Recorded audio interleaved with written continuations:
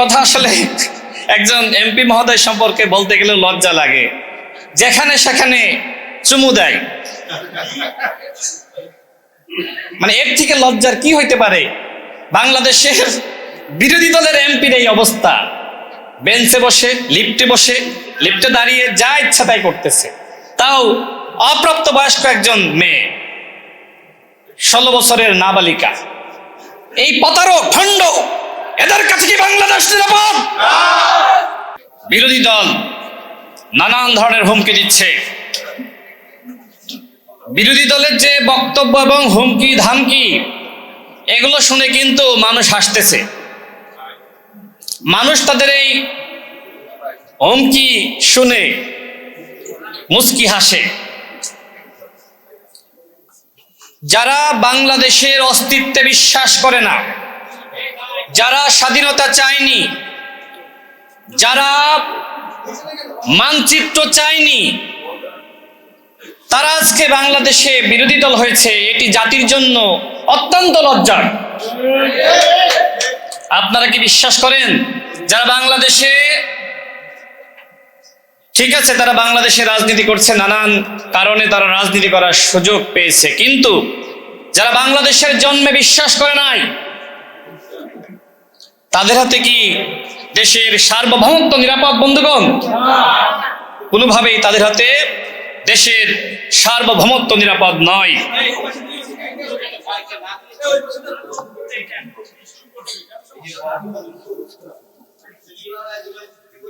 এই যে তারা বিভাগীয় সমাবেশ করছে 11 দলীয় জোটের ব্যানারে, আদৌ কি এখন 11 দলীয় জোটের কোনো অস্তিত্ব আছে? এখন 9 দলীয় জোট। নিজেদের ভাঙনই তো ঠেকাইতে পারতেছেন না। ইতিমধ্যে আপনাদের পতন হওয়া শুরু হয়ে গেছে, আর বিএনপির পতন ঘটাইতে চান। নিজেদের পতন আগে সামলান। সংগ্রামী সাথী ও বন্ধুগণ, বিএনপি সরকারের যদি পতন হয়, এরপরে কারা ক্ষমতায় আসবে? জামাত ইসলাম? তারা কি সরকার রাষ্ট্র পরিচালনা করতে পারবে? দেখেন নাই তাদের এমপিগণের পারফরমেন্স? কেউ চাই পর্দা, কেউ চাই ওয়াশিং মেশিন, আবার কেউ বা, যে কথা আসলে একজন এমপি মহোদয় সম্পর্কে বলতে গেলে লজ্জা লাগে, যেখানে সেখানে চুমু দেয়। মানে এর থেকে লজ্জার কি হইতে পারে? বাংলাদেশের বিরোধী দলের এমপির এই অবস্থা, বেঞ্চে বসে, লিফটে দাঁড়িয়ে যা ইচ্ছা তাই করতেছে, তাও অপ্রাপ্তবয়স্ক একজন মেয়ে, 16 বছরের নাবালিকা। এই প্রতারক খণ্ড, এদের কাছে কি বাংলাদেশ নিরাপদ? এরা নাকি বাংলাদেশে ক্ষমতায় যাবে, এরা নাকি রাষ্ট্র পরিচালনার স্বপ্ন দেখে।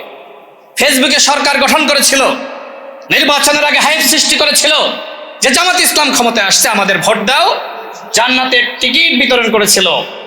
জনগণ কি তাদের ধোঁকায়, তাদের ফাঁদে পা দিয়েছে? বন্ধুগণ, বাংলাদেশে এখন তারেক রহমানের জাদু, এই জাদুতে এদেশের মানুষ মুগ্ধ হয়েছে। তিনি 17 বছর নির্বাসিত জীবনে ছিলেন, সেখানে থাকা অবস্থায় বিএনপিকে সংগঠিত করেছেন। বাংলাদেশের গণতান্ত্রিক আন্দোলনের